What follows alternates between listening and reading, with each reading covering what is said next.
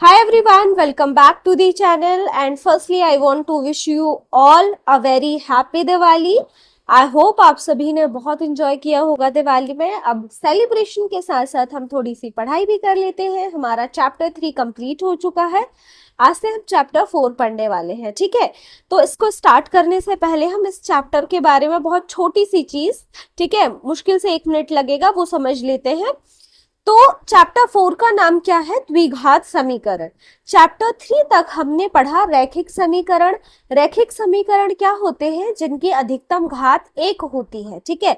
जिसका व्यापक समीकरण कैसे लिखा जाता है? ax plus by plus c equal to 0, ये भी हो सकता है। ax plus b equal to 0, ये भी हो सकता है, ठीक है। क्योंकि यहां पर भी अधिकतम घात क्या है? 1 है, यहां पर भी अधिकतम घात 1 है। मतलब ऐसा कोई भी समीकरण जहां पे अधिकतम घात 1 होती है वो रैखिक समीकरण कहलाता है। आया समझ में? और द्विघात समीकरण क्या होता है? जिसमें अधिकतम घात क्या होती है? 2 होती है। जैसे कि ax square plus bx plus c equal to 0। रैखिक समीकरण में क्या होता है? जो वेरिएबल्स होते हैं ना वो एक ही होते हैं। जैसे यहाँ ax स्क्वायर है तो यहाँ पर भी क्या है? x ही है, ठीक है। वेरिएबल्स क्या होते हैं? सेम होते हैं, या x होगा या y होगा। आया समझ में? तो ये है हमारा द्विघात समीकरण।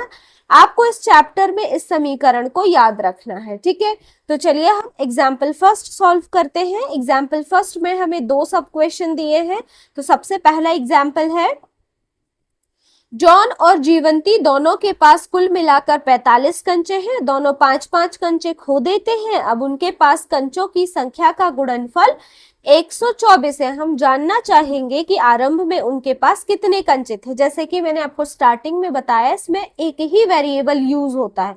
मतलब अब हम यहाँ पे x और y नहीं लेट करेंगे, नहीं मानेंगे। जैसे अभी तक हम क्या कर रहे थे कि 2 चीजों की वैल्यू हमें नहीं पता, तो एक को हम x ले रहे थे, एक को y ले रहे थे। बट अब हमें यहाँ पर दोनों को ही या तो x लेना पड़ेगा या y। मतलब दोनों, ऐसा नहीं कि जॉन के लिए कंचों का मान x ले लिया और जीवंती के लिए भी x ले लिया, ऐसा नहीं।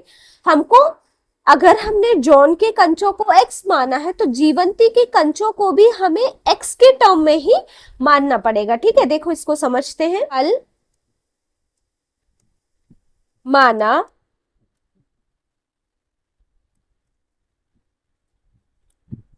जॉन के पास x कंचे हैं,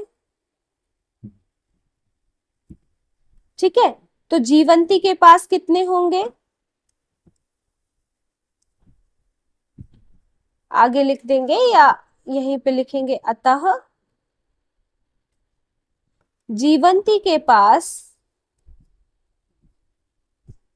45 माइनस x कंचे होंगे। अब देखो ये 45 माइनस x कैसे आया? क्योंकि हमारे पास कुल कंचे कितने हैं? 45। अगर हम इसमें से जॉन के कंचों को माइनस कर दें तो हमें जीवंती के कंचे पता चल जाएंगे। आगे क्वेश्चन कह रहा है दोनों 5-5 कंचे खो देते हैं। दोनों 5-5 कंचे खो देते हैं, मतलब -5 कर देते हैं। जॉन के कंचे x है, उसमें से उसने 5 खो दिए, मतलब -5 बराबर जीवंती के पास कितने कंचे हैं? 45 माइनस x। इसमें से हम माइनस करेंगे, ठीक है। इसमें से उसने 5 खोए, तो ये तो x माइनस 5 रहेगा, इक्वल टू ये क्या हो जाएगा? 45 माइनस एक्स माइनस 5। आगे हमारा समीकरण हो जाएगा x माइनस 5 इक्वल टू 45 से -5 जाएगा तो क्या बचेगा? 40, और ये माइनस x है तो माइनस x, ठीक है। क्वेश्चन आगे कह रहा है दोनों 5-5 कंचे खो देते हैं और अब उनके पास कंचों की संख्या का गुणनफल 124 है। मतलब जब वो 5-5 कंचे खो देते हैं उसके बाद उनके कंचों की संख्या का गुणनफल क्या है? 124 है। मतलब x माइनस 5 और 40 माइनस एक्स, इनका गुणनफल 124 है, ठीक है। यहां हम एक स्टेटमेंट लिख देते हैं, जॉन व जीवंती द्वारा पांच पांच कंचे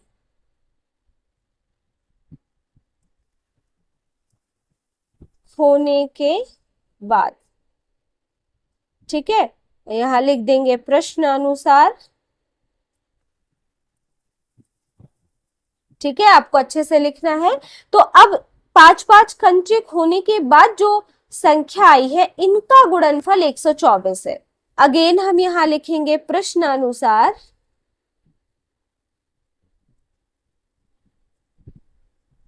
जॉन ने कितने कंचे जॉन ने 5 कंचे खोए हैं, तो क्या है उसकी संख्या x-5, और जीवंती की क्या है 40 - x इक्वल टू गुणनफल क्या है दोनों का 124। इसको सॉल्व कर लेते हैं। x का 40 में मल्टीप्लीकेशन होगा तो 40x माइनस x का x में मल्टीप्लीकेशन होगा x² -5 का 40 में मल्टीप्लीकेशन होगा तो 200 -5 का -x से मल्टीप्लीकेशन होगा +5x इक्वल टू 124।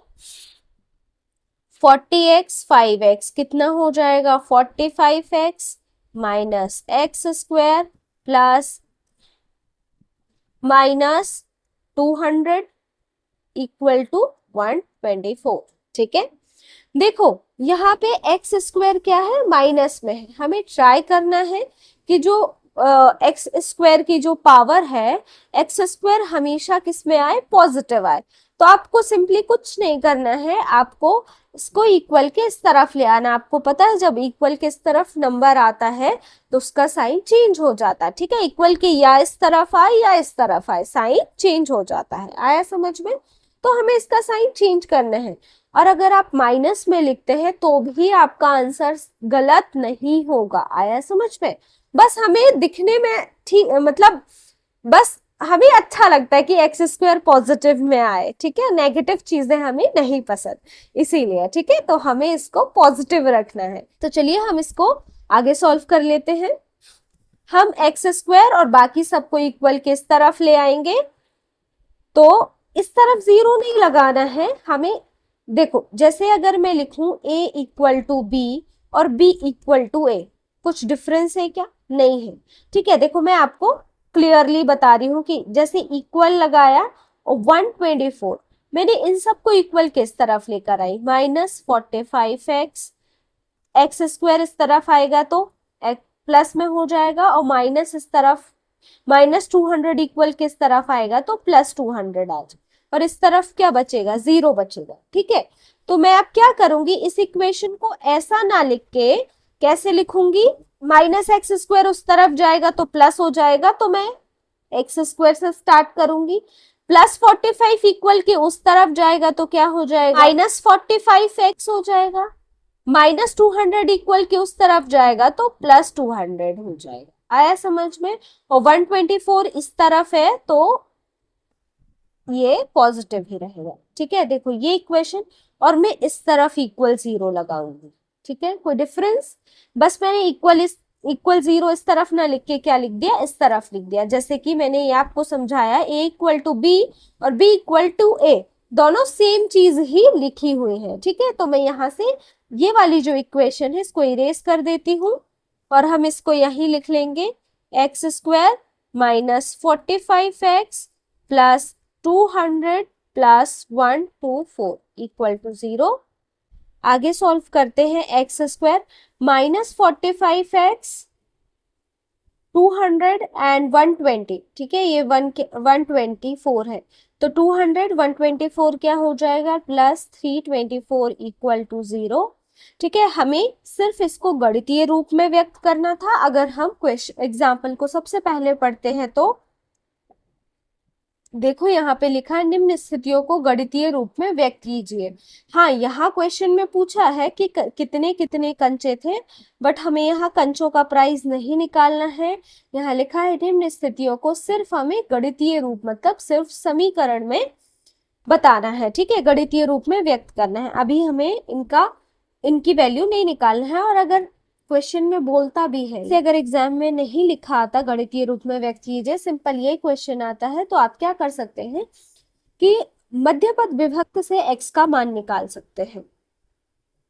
ठीक है, जैसे आपको ऐसे नंबर का पता होना चाहिए जिनका हम मल्टीप्लिकेशन करें तो 324 हो, और जिनको हम प्लस या माइनस करें तो कितना आए 45 आए। ऐसे दो नंबर से जब आप मध्य पद विभक्त से इसको सॉल्व करेंगे तो x की वैल्यू निकल आएगी, और जो पॉजिटिव वाला होगा वही इसका आंसर होगा। ठीक, तो ये रहा हमारा आंसर। हमें सिर्फ इसे गणितीय रूप में व्यक्त करना था, x² minus 45x plus 324 equal to 0। ठीक है, अब नेक्स्ट एग्जाम्पल करते हैं।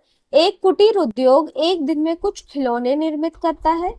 प्रत्येक खिलौने का मूल्य 55, प्रत्येक खिलौने का जो मूल्य है 55 में से एक दिन में निर्माण किए गए खिलौनों को घटाने से आता है। एक दिन में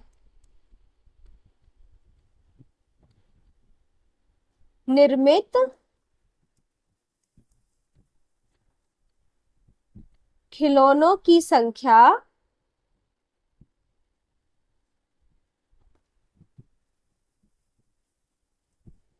ठीक है, तो खिलौने का मूल्य क्या आ जाएगा, अतः प्रत्येक खिलौने का मूल्य क्या आ जाएगा,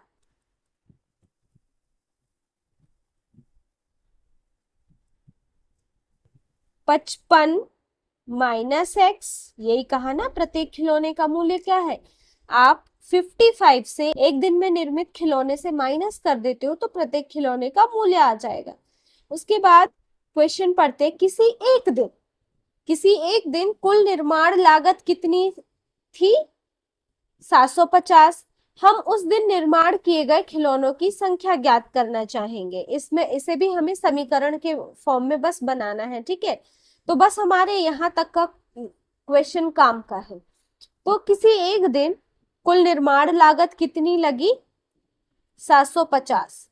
ठीक है, अब हमें जिस दिन 750 लागत लगी उस दिन बताना है कि कितने खिलौने निर्मित हुए। देखो यहाँ हमने क्या माना, एक दिन में निर्मित खिलौनों की संख्या x है, तो सभी दिन x ही निर्मित होंगे। ऐसा तो नहीं कि कभी क्योंकि यहाँ पे क्वेश्चन में आगे बोला है कि जितने निर्मित हो रहे हैं खिलौने उसमें से उसको हम 55 से माइनस करेंगे तो मूल्य निर्धारित होगा। अलग डेज अगर वेरी करेगा, चेंज होंगे उनका प्रोडक्शन, तो मूल्य भी चेंज होगा। ठीक है, क्वेश्चन आगे कह रहा है ना कि एक दिन में जितने निर्मित खिलौने होते हैं उनको हम 55 से माइनस करते हैं। मान लो आज x निर्मित हुए हैं, कल y निर्मित होंगे तो मूल्य भी चेंज होगा। तो यहाँ से ये लॉजिक लगता है कि हर रोज x खिलौने ही निर्मित हो रहे हैं। तो यहाँ जो हमें 750 लागत दी है वो कैसे निकलेगी, जितने खिलौने निर्मित हुए हैं वो और एक खिलौने का मूल्य। जैसे मैं कहूँ कि मैंने टोटल पेन कितने के लेकर आए, 100 रुपए के लेकर आए। ठीक है, और पेन कितने लिए मैंने, जैसे यहाँ x है ना कि निर्मित खिलौने, तो पेन कितने लिए मैंने, x पेन लिए। ठीक है, x पेन लिए, और एक पेन का मूल्य कितना है, y है। तो जितने पेन लिए और एक पेन का जो मूल्य है उनको हम मल्टीप्लाई करेंगे तो हमारा 100 कुल मूल्य निकलेगा। ठीक है, और अच्छे से समझते हैं, मैंने कहा मैंने 50 पेन लिए। कितने लिए, 50 पेन लिए, और प्रत्येक का मूल्य कितना है, 2 है। तो 50 एंड 2 कितना आ जाएगा, 100 आ जाएगा। आया समझ में। तो जो पेन का कुल पेन है उसमें से मैंने एक पेन के मूल्य का गुणा कर दिया। सेम चीज हमें यहाँ पे वही करनी है कि जो लागत दी है 750, यहाँ लिखेंगे प्रश्नानुसार लागत क्या दी है हमें, 750। वो कैसे आई है, जो एक दिन में निर्मित खिलौने, मतलब उस दिन हर रोज ही सेम नंबर ऑफ खिलौने निर्मित हो रहे हैं, तो खिलौनों की संख्या कितनी है x, और एक खिलौने का मूल्य कितना है 55 माइनस x। एक खिलौने का जो मूल्य है उससे मैं कुल खिलौनों को मल्टीप्लाई कर देती हूँ तो मुझे 750 मतलब उस दिन की लागत पता चल जाएगी।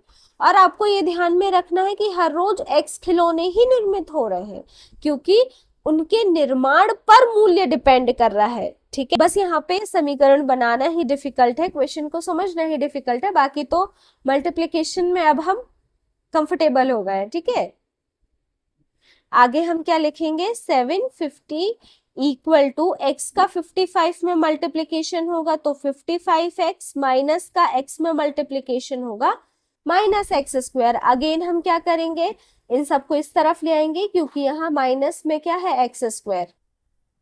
जब हम माइनस एक्स स्क्वायर को इक्वल किस तरफ लाएंगे तो क्या हो जाएगा, प्लस एक्स स्क्वायर। 55 को लेकर आएंगे तो माइनस 55x। 750 तो इसी तरफ है तो ये 750 इसी तरफ रहेगा इक्वल टू 0। ये हो जाएगा हमारा आंसर, हमें बस इसे गणितीय रूप में व्यक्त करना था। ठीक है, ठीक है, तो ये था हमारा एग्जाम्पल फर्स्ट। अगर आपको वीडियो पसंद आया हो तो अपने दोस्तों के साथ जरूर शेयर करिएगा एंड चैनल को भी सब्सक्राइब करिए। Thank you for watching.